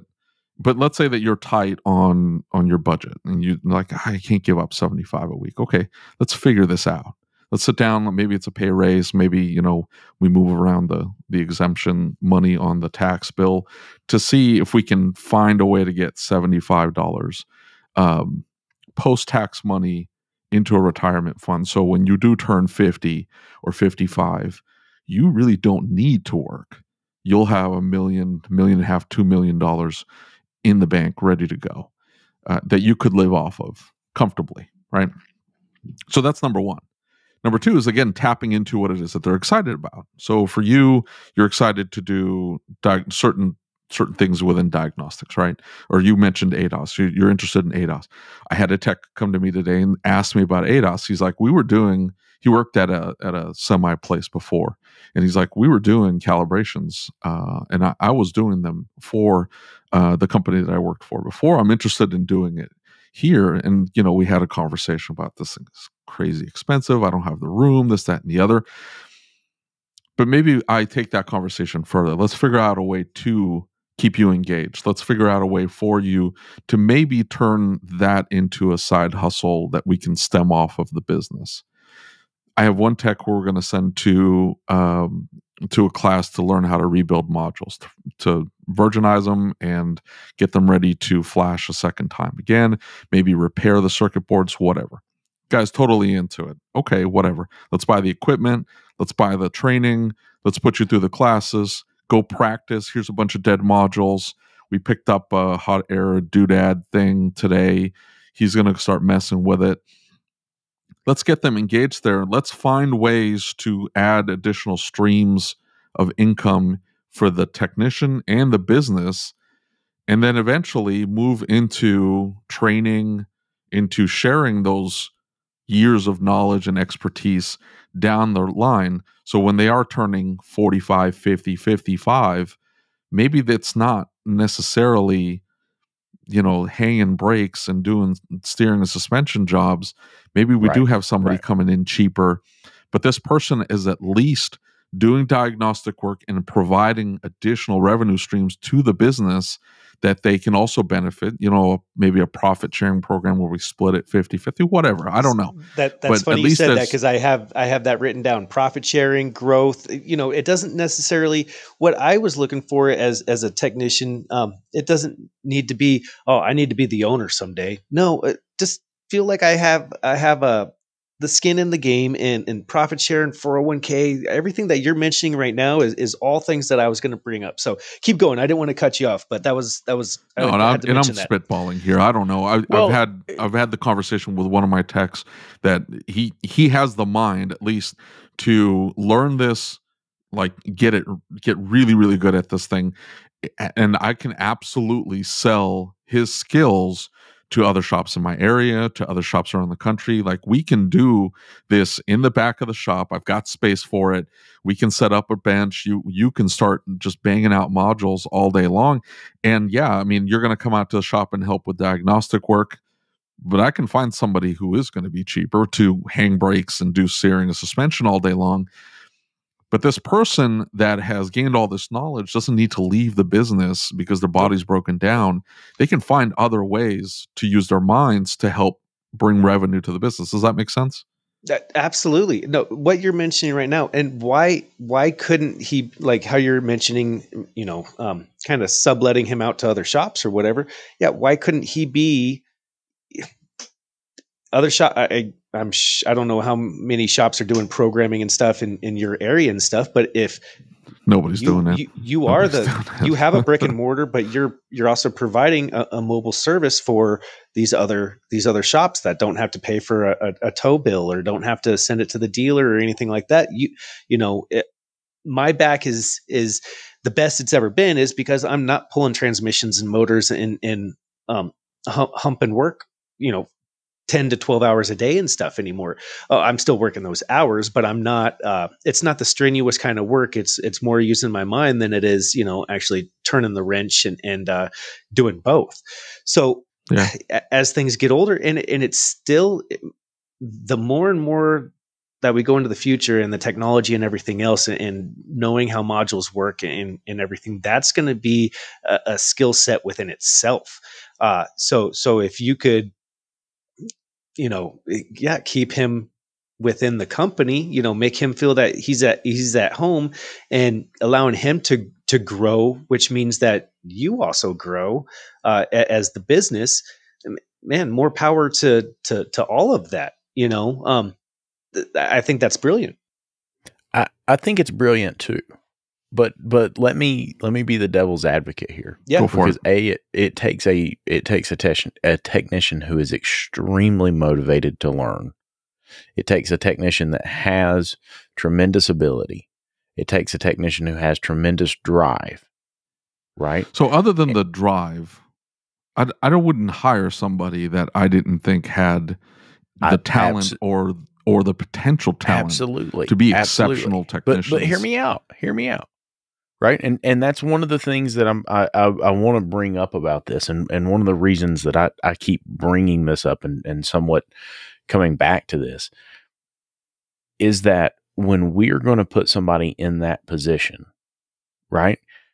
We've got to be able to bill appropriately for them. We've got to set up a process and a procedure, just like you talked about, on how we're going to return that investment back into the shop, because we do have to have a return on investment. That's just how business works, right? But I guess my point is that there's a lot of technicians who are already aged to that point, and they don't have those abilities. What are we going to do about that? Yeah. How are we going to handle this situation of these older guys who are being phased out now? I think it's a great solution, David. I think it works. They need to realize that they're getting phased out, and they need to pivot.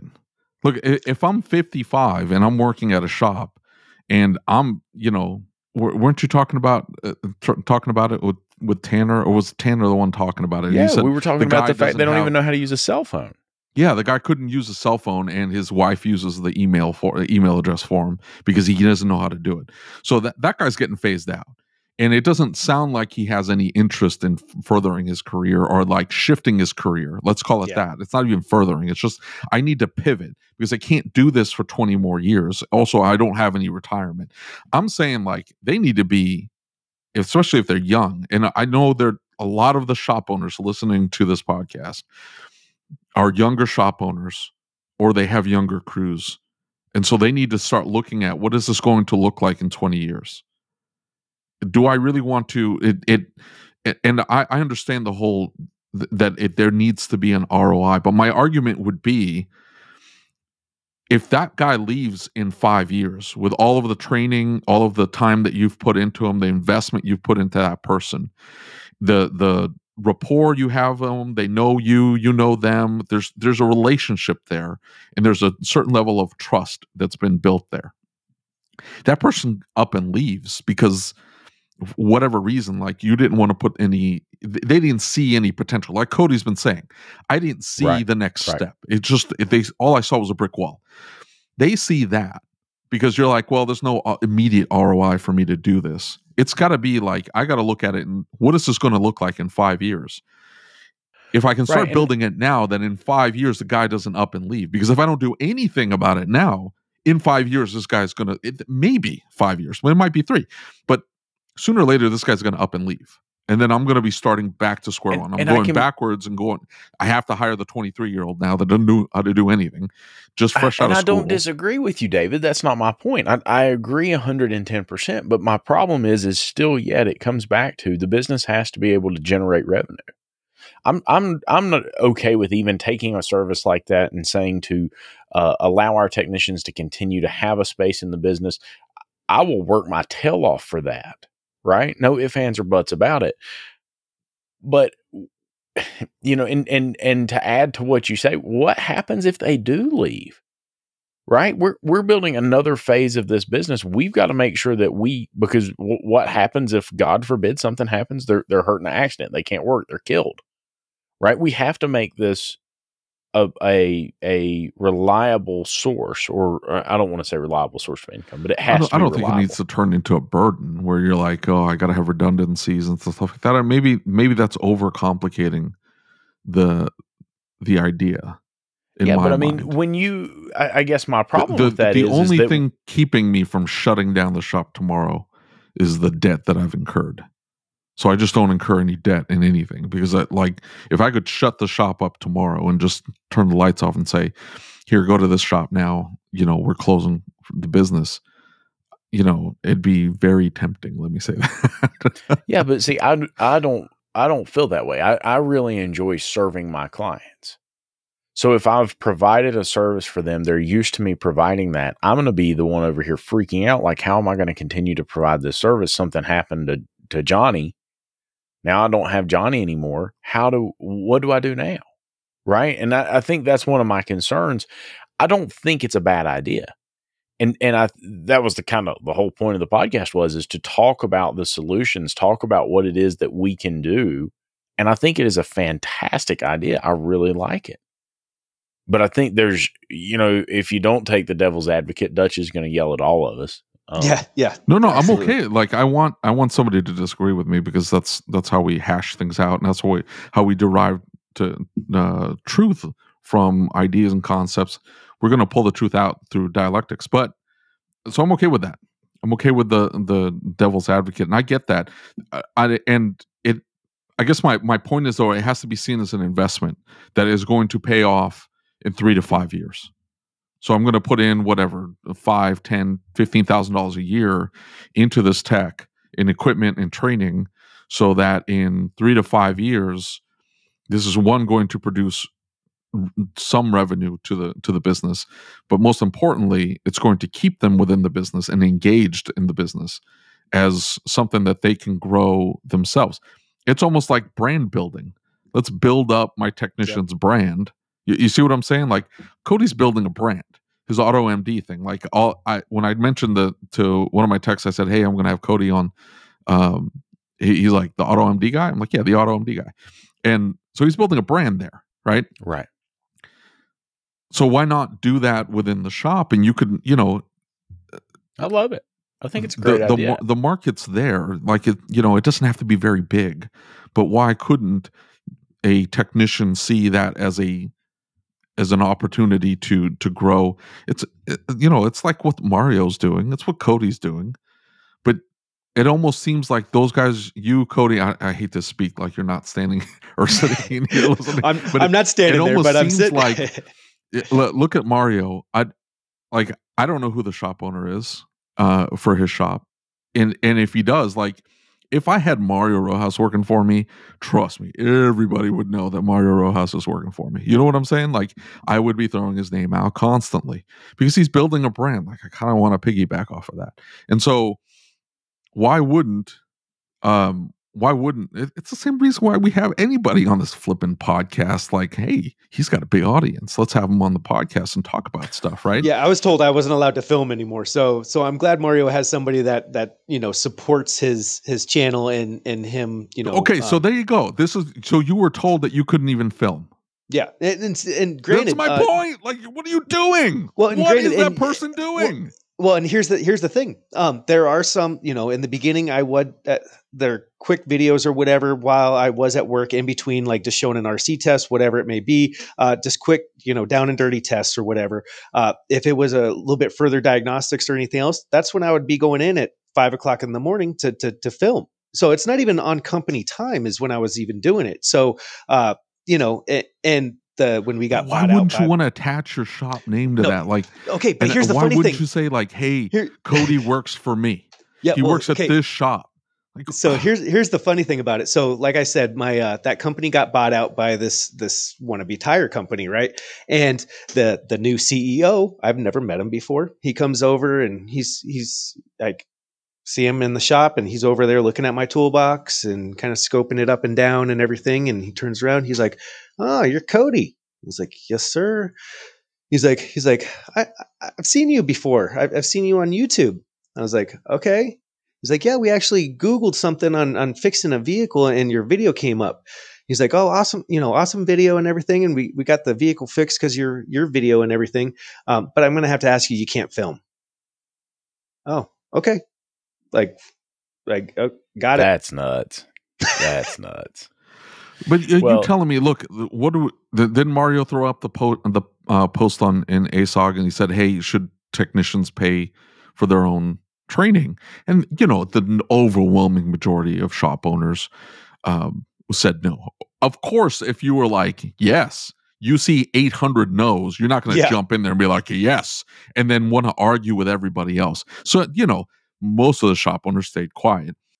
But there were a few on there that got on there and said, I'm worried about them leaving. If I'm going to drop whatever, $750 was whatever the cost of a full package at Vision, plus airfare, plus the rental, plus the hotel.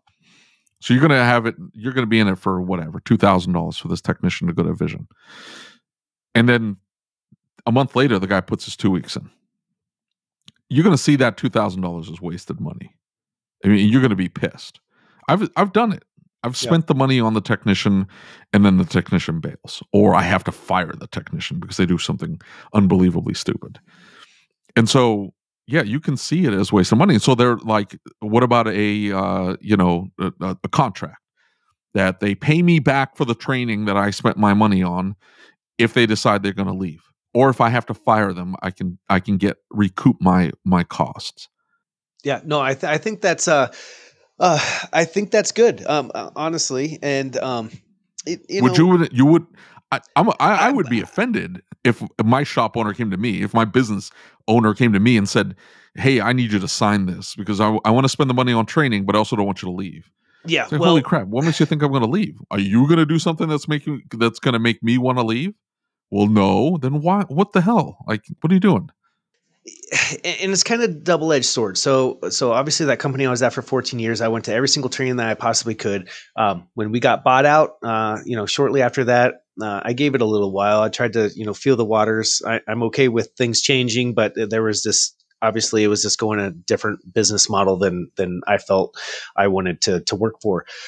So when I put in my 2 weeks, I got, I was told that, I owe $2,700 for the training for the last, I don't even I don't know if it was the last year. No, it was $1,200 for the last year of putting in my 2 weeks. Now, granted, this was not in the handbook until we got bought out. And once we got bought out, obviously I didn't even really read through the handbook. I was like, man, it was just a joke.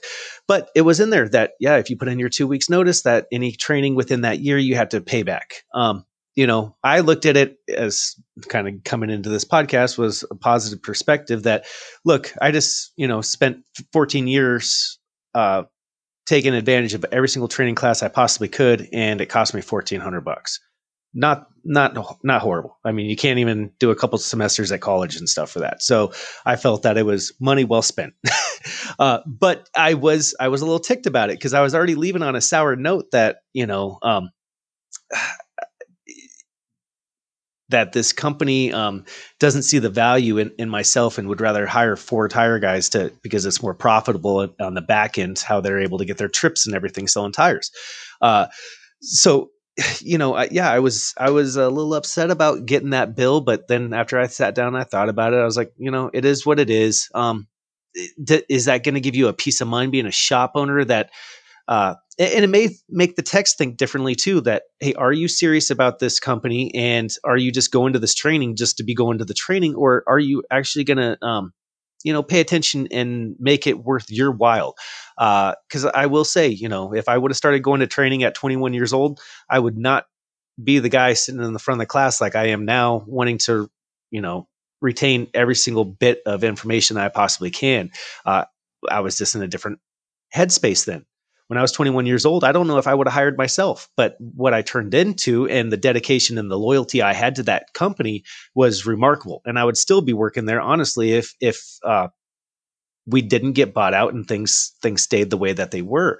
So that being said, man, I was die hard, super loyal to that shop, but everything happens for a reason. And this, I've moved on from that, but it was kind of like, it was a breakup when I was putting in my 2 weeks, man. I'm sitting there crying with my manager and stuff. I was like, man, I don't want to, I don't want to leave, but I felt that I had to for me.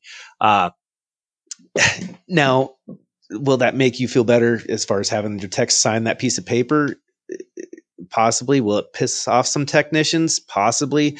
I guess it all depends on how it's a calculated risk. Exactly. Yeah, it's a calculated risk no matter what. Yeah, that's exactly a really interesting perspective, though, right? That it forces them to look at it and say, how serious am I about this? And I don't, and I'm not going to ask my techs to pay me back for the training. It is, and David, you've met George. George is a real close friend of mine. He worked for me, and he took the things that he learned in going to the trainings we went to on technical and management, and he's running his own business now, doing something completely different in another field. And he calls me all the time and says, hey, you remember we went to this class and this happened? I just used that today in my business doing this. Nice. Right? I think it's about improving people's lives. Right. And at the end of the day, that's what it's about. It's not just about dollar bills. It's about improving the quality of life for those around us. And for me, this is my family. This is everybody in this shop is part of my family. That sounds nice, because you always make everything sound so like warm and fuzzy, but there has to be something tangible. Like I think for the shop owner that's listening to this, tell you, Jesus, for the shop owner that's listening to this, and they're like, well, I need to quantify that. Like, what does that mean that they're family? Well, you need to look at it and say, this needs to be a long-term relationship. Like, this is not me just assuming that they're going to be here for 2 to 3 years, and then I'm either going to fire them or they're going to quit or find something else, and then we start back over with the process. It needs to be an understanding that, hey, I do plan on you being here for a very long time. I don't plan on the business going under anytime soon. This is a business that I've established to last 20, 30 years. Maybe I'll sell it. Maybe I won't. Maybe I'll pass it on to my kids, whatever. But in the meantime, let's sit down and let's map out what it is that you want to get out of your time here. Because otherwise, they're just putting in time. And then if you have that conversation and then they come back with, I don't know, it's whatever. Like, I'm just putting in my time. It's just a paycheck for me. then maybe they're not the right person. Maybe you don't put the time and training and invest in that person. Maybe you do move on. How many shop owners do you know that have that luxury right now? Of what? Of saying, hey, if you don't have any goals or aspirations for being here aside from just putting in your time, how many, if you're going to go out and start a hiring campaign right now, how many shop owners do you know that would feel that they have the freedom to be able to ask that question? I mean, I have the freedom to do that tomorrow. Right, because you'll just close the doors and be like, well, what if man sucks, No. If I needed to find a technician tomorrow, I am very confident I'd be able to find a technician tomorrow. And I'm not saying you turn around and fire the guy, but at the very least, you know that this is not going to be the person that you want to invest any time in and any time and money into. And so you start looking for alternatives that you do then end up squeezing the guy out and say, hey, I'm going to bring in this other person. Maybe Meanwhile, you're not Cody's a good over fit here for the saying company. like, maybe this is what's wrong with the automotive industry. Maybe David's over here talking about squeezing people out. Well, I'm sorry, but if the guy that person's not right, that guy needs to go work at the chain that just wants to do tires and brakes and steering. Especially, I'm saying they don't have a place in the industry. They absolutely have a place in the industry. I'm just saying it's not at my shop because I don't. That was my point earlier. If they're not engaged in the business, if they're not engaged in improving themselves, like then what's the point? Like, hey, dude, I get it, but in like 10 years, you're not going to be able to get out of bed without popping a whole mess of leaves to get it to work. Like, so what's your game plan then? What are you going to do at that point there, cowboy? And he's going to be like, oh, I don't know. I'm not going to worry about it then, I guess. Well, that's idiotic. Like, dude, come on. Let's think about this now. And I will say, so, how I was I think I was 24 when I started with that company. I was in a different mental state and everything. I've always been a hard worker and everything else. And I always put my best foot forward and stuff, but I didn't right off the bat. I didn't fully start taking advantage of the training and stuff. I remember being at a Christmas party, at the company Christmas party, and they're doing employees of the month. And this one guy, Kenny Davis, is a really good buddy of mine. I didn't know who he was at the time, or I heard of him at the time. He was a guy that graduated UTI, started working for the company as a GS, and within like 6 months, he was master certified and a master tech within the company. Obviously, we know the certs don't make you and stuff, but I just remember looking at him as fully, I was impressed of everything that he accomplished at such a young age because he was younger than me and stuff. And that right there started making me try that much harder to, I know I didn't go to UTI and I can't go back in time and to go back there and everything, but I can put my best foot forward and take advantage of everything I can possibly. And now Kenny and I, it's neat to see that, how much he's grown, how much we both have grown, and how far that I've come. That he was a driving force for me that he didn't even know it. He didn't even know me at that time. But I remember, I can even picture where I was sitting and everything, that he inspired me and he didn't even know it. Now, let me say something as far as like, okay, so what about even taking a chance because you don't know everybody like right off the bat, like, are they dedicated to training? And maybe it is taking a shot in the dark and sending somebody that you may think that is on the cusp of like wanting to grow and better themselves and everything, and then sending them to an ASTE, and then maybe that's the fire under their ass that they needed, that they come back like, I had no idea, that it, the industry was anything like this, because that right there, those conferences and those, the networking and everything else, God, you can't help. I don't care who you are. You can't help coming back just being like, let's kick some butt. You know what I mean? Like as a company, as everybody. And, I guarantee it, I really feel it'd be real hard for any technician to go here. And then unless they just flat out just hate the automotive industry, to not come back as far as, feeling like that was just just refreshed and ready to kick some ass, you know. I guess I would be apprehensive sending anybody that showed a certain level of apathy towards the job. Then, you know, and they were explicit about it. But if they showed some interest, and especially if you didn't have a track history with that person, if they hadn't been with you for very long, maybe they didn't show that much excitement to go to the local training, maybe they weren't interested at all in doing any online training, because that's a whole different type of person that wants to do online training versus in person. And so, yeah, maybe you do send them to an ASTE, which is very inexpensive. And it's something that you can at least send them to. Maybe if you're maybe not from the West Coast, but if you're anywhere within driving distance, you know, even if it's a 4, 5, 6 hour drive to get to ASTE, that's a no brainer. That's absolutely a no brainer. And what does Adam drive? 8 hours to get to ASTE, and he loads everybody up in the car. Like the whole shop gets in the car and they drive down. And that's a drop in the bucket. 8 hours to go to awesome training. I look at that. Well, I mean, at least you can get a good feeler on them and see how they react to it. Absolutely, because I think they come back from ASTE, and if they're not if you're saying, if they're not all juiced up and excited about the industry and excited about where they could go or progress, then maybe that isn't the right person. Well, but would you rather find out then instead of attempt to sell them the idea up front? Right. And say, look, this is what could happen. We can set you up with a retirement fund. We can start moving you into much more sophisticated levels of repair. And I mean, nobody is going to be willing to put in that kind of effort to learn electric vehicles, to learn module, rebuilding, to learn, how to properly diagnose and repair 1234 systems, whatever it happens to be.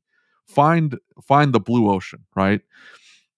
And then push your technicians down that path and say, I'm going to find the blue ocean for my technician, even, because it could be extremely niche and very hyper specific to a certain market, and then push them down that path and see, hey, there's no reason why in 20 years, rather than banging out that brake job, you're not instead doing training classes on this subject. Exactly. Yep.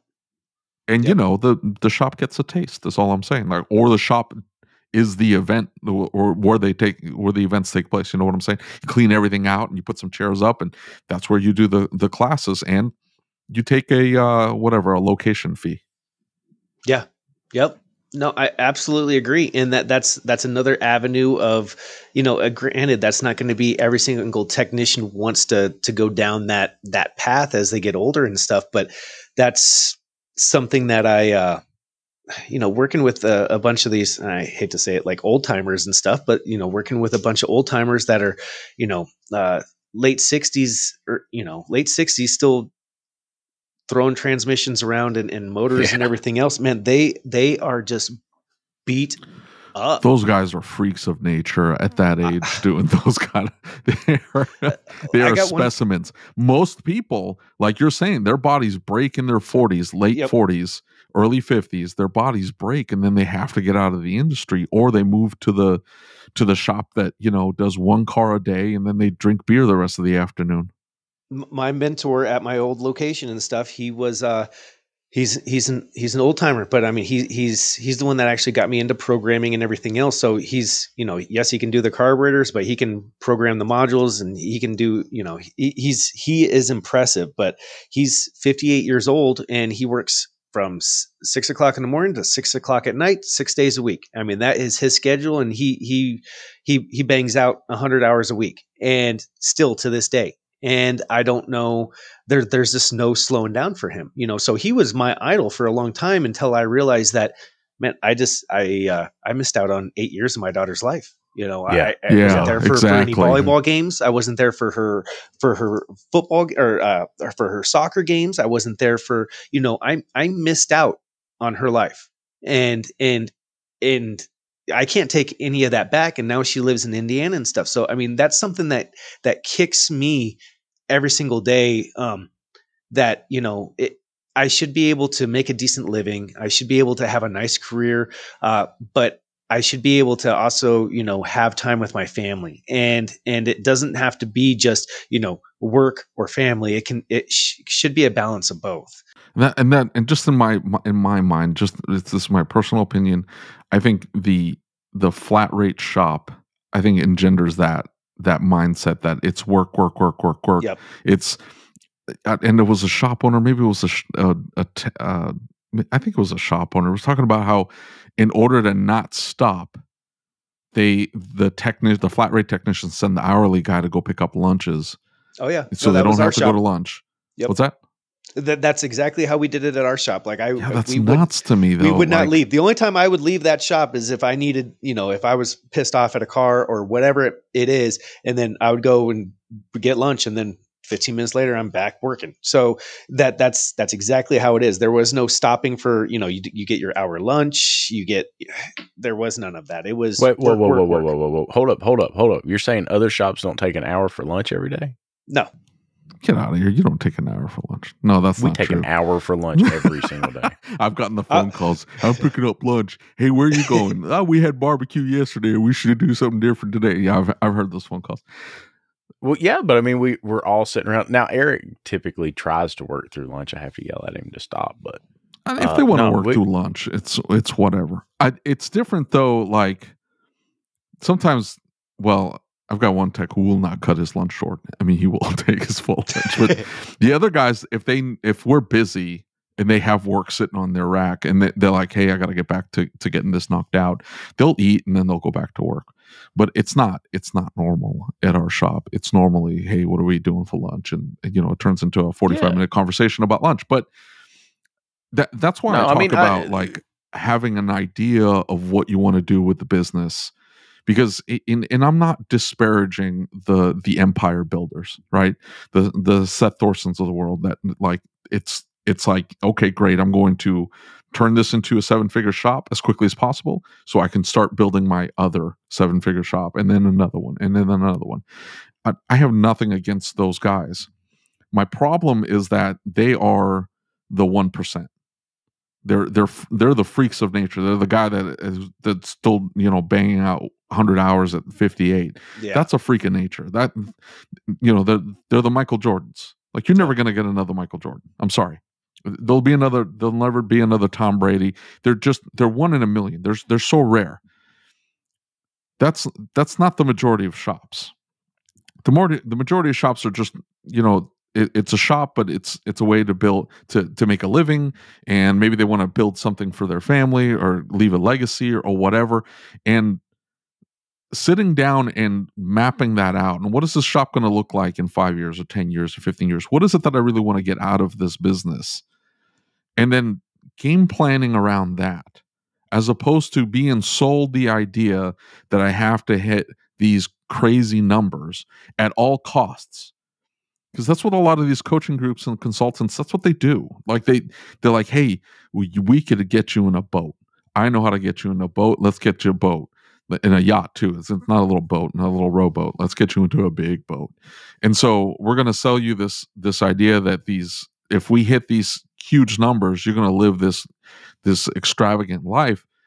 And that might be fine, but for some people, I guess my hesitancy in saying, yeah, that's great for everybody isn't like, I guess I have to, be able to sleep with myself, because I know at the end of the day, like, if my guys are having to send an hourly guy out so they don't have to stop because it's going to lower their numbers, and we're just coming out and just pushing, and just constantly just pushing because we need to hit, another 5,000, another 10,000, another 15,000, whatever. You're just trying to push another hour, another 2 hours, another 5 hours out of each tech. And tweak it down to then create what exactly? Like, you're building this empire that's great for the empire builders, but for everybody else, the normies, the regular shop owners, they're like, where does it stop? What's enough money for you? Is it like you're saying, Cody? It's not always about the money. It's like, well, I'm missing out on the soccer game. Well, so are your techs. Absolutely. And because you're pushing them so hard, they're missing out on the soccer games too. So are you okay with that? And some people may be okay with that. And you know what? That's your choice. I can't be okay with that. Like I'm going to be bothered by that and go, maybe I should change the way I do my business because I don't need the extra 5, 10, 15 hours out of that tech. I don't need it. I'm okay with them flagging 40. I'm okay with them flagging 30, in fact. And we'll still make money. And I'll still be okay, and I can still play with my toys. Let me find that voice message. Where's that at? Hang on just a second. I admitted to Lucas one time, like how few hours we need to flag in order for me to be profitable. And he's like, what? And I'm like, yeah, we hit this number. If we hit this number early on in the week, like, guess what, Lucas, this week? Yup. Well, look, for me though, it's Wednesday. I'm going to coast the rest of this week. This is fantastic. Yeah, I went out and bought a machine, a 1234 machine. My drive is my clients, though, right? Is I've got all these people who are depending on us to keep their vehicles safe and reliable. They're here. They want their vehicle fixed. And there's lots of them.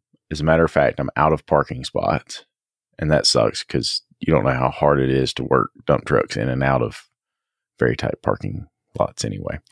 And so that's my drive, is that I want to serve the clients. That's really the drive behind me that keeps me pushing and moving forward with trying to do more, is because I want to serve all the clients we can and take care of them. You know, it's not really about the money for me. And when we experience things like, you know, we had a record year and we worked to make sure that the techs were also having record years. I think for me is, you know, I hate to use the term servant leader, but that's the way my parents were. I grew up like that. I believe in serving other people and helping other people and making people the best they can be. And so for me, that's my drive behind growing the business and doing better, to see what we can do for other people. You know, that's my drive. Well, I hope you enjoyed this episode of the ASOG podcast. We have several more conversations coming your way from the most influential technicians in the industry today. So if you'd like to catch these episodes early, you can do so by becoming a patron. Just go to asog.site, that's ASOG.site, and click on the Become a Patron Now button. Becoming a patron helps support the show, gets you several perks, and is tax deductible. Make sure you're subscribed to the podcast and on YouTube. And as always, if you have any questions, comments, or concerns, or if you'd like to be a guest on the podcast, or if you have any topic suggestions, please reach out to me via email. My email address is david@asog.site. That's DAVID@asog.site. Until next time.